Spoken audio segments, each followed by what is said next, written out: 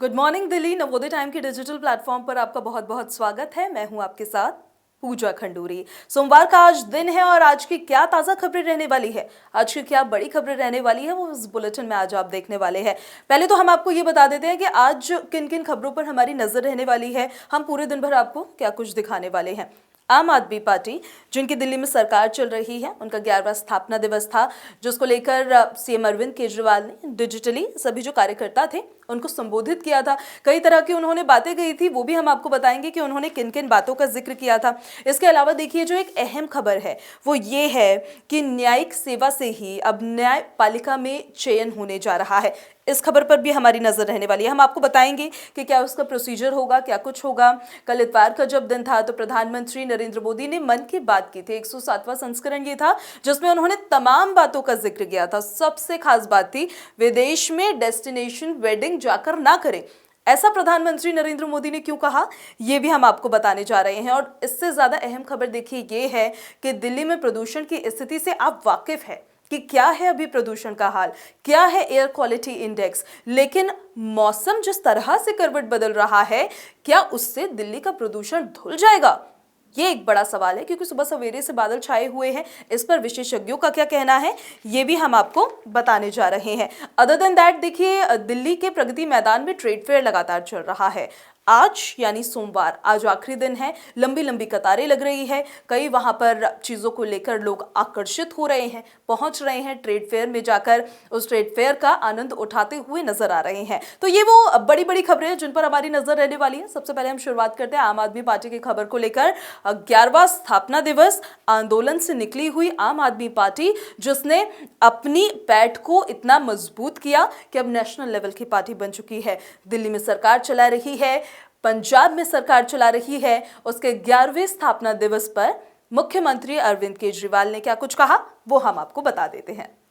26 नवंबर की वो तारीख जब आम आदमी पार्टी के 11वें स्थापना दिवस पर रविवार के दिन पार्टी के राष्ट्रीय संयोजक और दिल्ली के मुख्यमंत्री अरविंद केजरीवाल ने देश भर के कार्यकर्ताओं, समर्थकों और पदाधिकारियों को डिजिटल प्रेस कॉन्फ्रेंस के माध्यम से संबोधित किया और सभी को स्थापना दिवस की बधाई दी, शुभकामनाएं दी।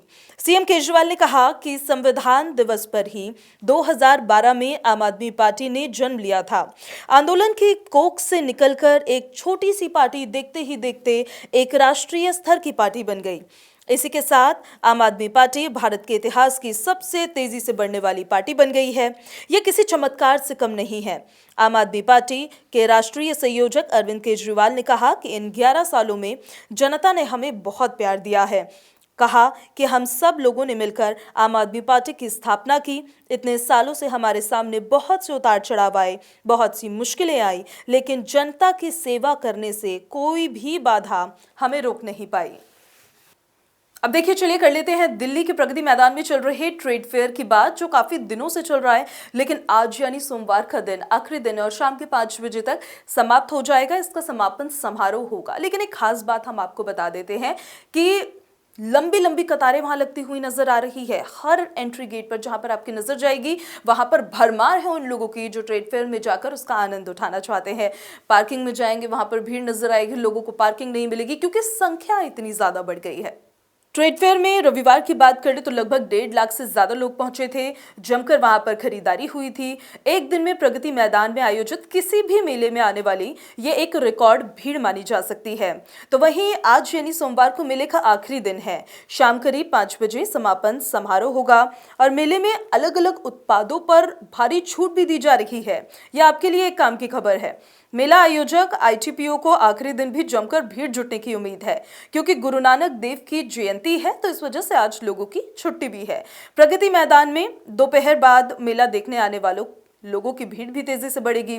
हर एक एंट्री गेट पर लंबी लंबी कतार रही, जो इतवार की हम आपको बता रहे हैं।